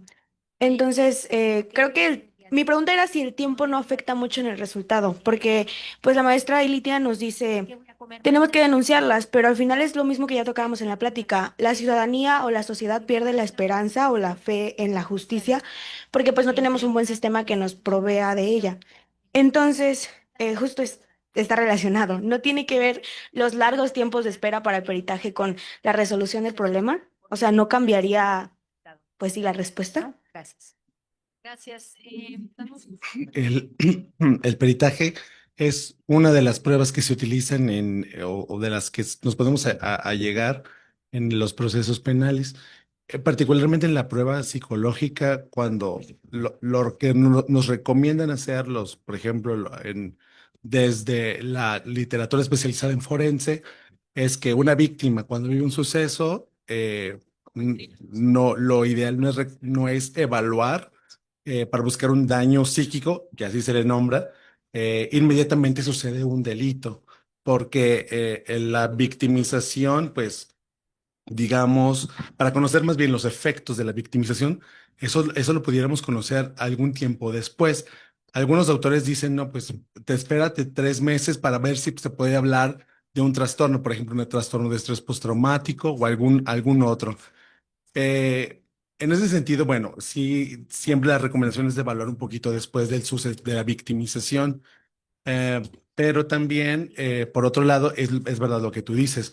O sea, podemos hablar de 2, 3 meses, pero si las citas se las dan en 5 o 6 meses después, pues claro que eso sí puede afectar, porque además en ese periodo le pueden pasar un montón de cosas a la víctima, ¿no? Imaginemos que tiene otros sucesos, o, digamos, difíciles o importantes, pues eso también puede afectar. Y bueno, el perito tendría que estar muy atento a todo eso. Pero lo ideal es que cuando alguien vive un proceso de victimización, se evalúe al menos 3 meses por mucho después. Es lo ideal. Pero bueno, también es cierto, como ya lo hemos platicado, aquí estamos colapsados.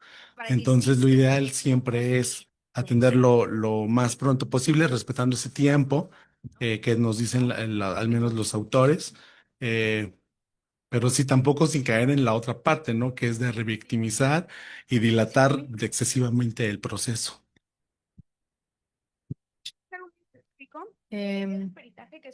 Eduardo, lo que querías. Sí. Bueno, primero, agradecer vuestras presentaciones, ponencias, la rítmica, el ritmo de respuesta, muy interesante, además muy respondido desde sus propias experiencias.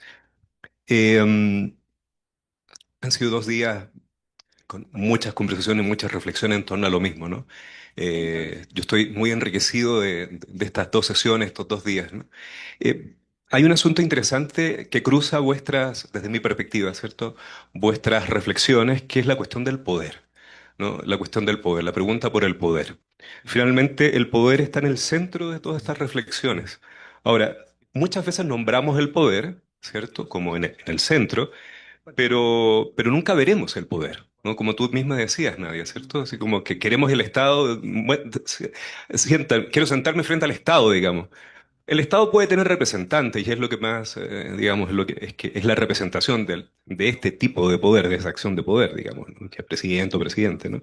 Pero nunca veremos el poder, solo veremos sus efectos o representaciones, ¿no? Y particularmente el poder tiene una representación en instituciones, ¿no? El Estado es una de esas instituciones que manifiestan poder, ¿no? Que arrogan poder, que se soslayan con el poder, ¿no? Aman el poder, acumular cada vez más, ¿no? Realmente son instrumentos para el despliegue del poder, dispositivos para el logro del poder, lo que el poder estime lograr, ¿no? Y que en este caso cada gobernanza querrá lograr.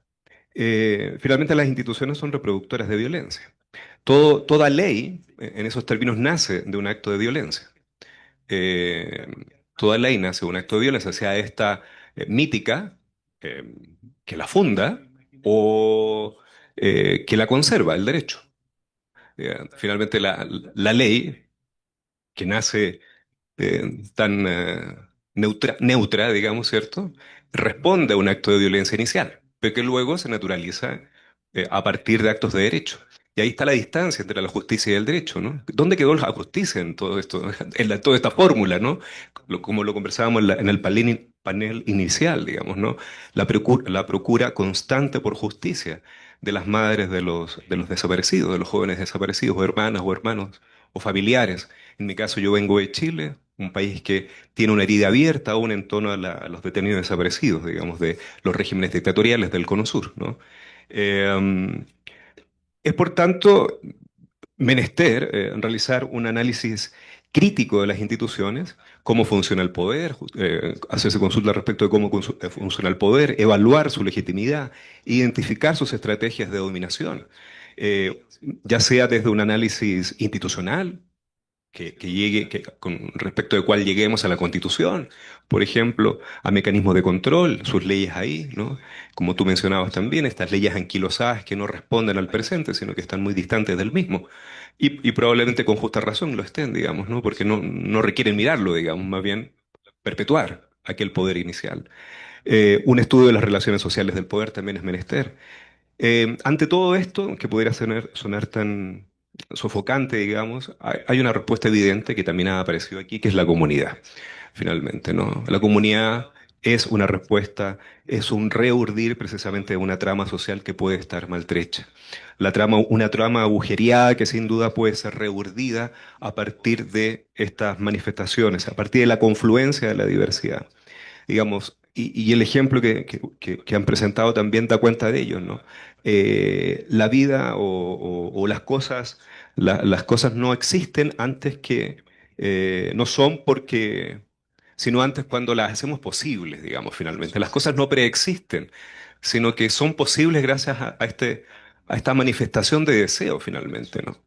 Si yo tomo posición por la justicia o procuro ello, digamos, ¿no? La justicia no preexiste en esos términos, ¿no? Voy en procura de ellos. Y la comunidad ahí por eso tiene tanto sentido, porque el mundo no existe, sino cuando esta confluencia de diversidades que estiman un futuro, un proyecto común, se engarzan para alcanzar ese futuro común o ese presente común. En esos términos, entonces, el Estado será el Estado que queramos que sea, digamos, ¿no? En los términos que posibilitemos ese Estado. Y ahí la importancia nuevamente de la agencia y la permanente reactualización de la agencia. Es eso. Muchas gracias. Muchas gracias, Eduardo. Bueno, entonces ya como acto final voy a entregar a cada uno de los participantes, tanto a Marlene como a José Antonio, a Nadia y a la doctora Litia, una constancia sobre su participación que dice: la Facultad de Derecho de la Universidad Autónoma de Querétaro, su grupo colegiado, estudios sobre violencia, migración y seguridad. En coordinación con el Magíster en Género e Intervención Social, Universidad Bernardo O'Higgins y la Facultad de Educación, Universidad Nacional de Malasia, extiende la presente constancia a Marlene, a José Antonio, a Nadia y a la doctora Ilitia por su participación como ponentes en la mesa de debate El papel del Estado en la atención a la violencia de género, desarrollada en el marco del segundo Seminario Internacional sobre Violencia, Migración y Seguridad, las violencias y sus impactos sociales, que se llevó a cabo bajo la modalidad híbrida los días 21 y 22 de noviembre, con sede en el Auditorio José Arana Morán de esta facultad. Querétaro, Querétaro, Centro Universitario Cerro de las Campanas, 22 de noviembre de 2025, y firman el doctor Edgar Pérez González y el maestro Emilio Paulín Larra de Coche. Un aplauso, por favor, para nuestros participantes.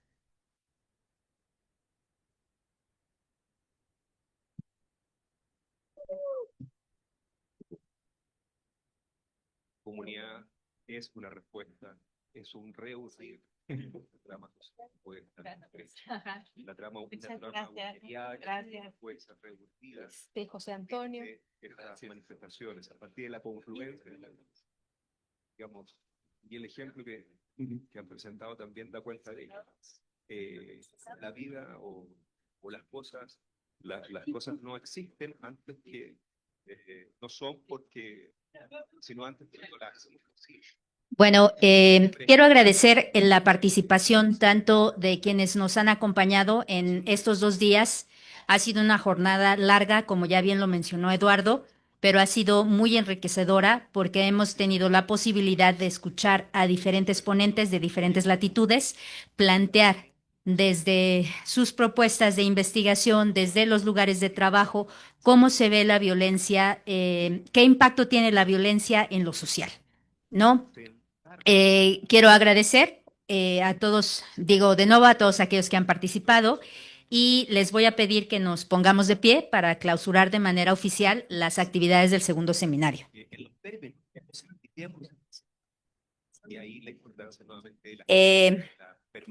A las 5:50 de la tarde del día 21 de noviembre damos oficialmente por clausuradas las actividades del segundo seminario internacional, estudios sobre violencia, migración y seguridad, las violencias y sus impactos sociales. Gracias. Gracias.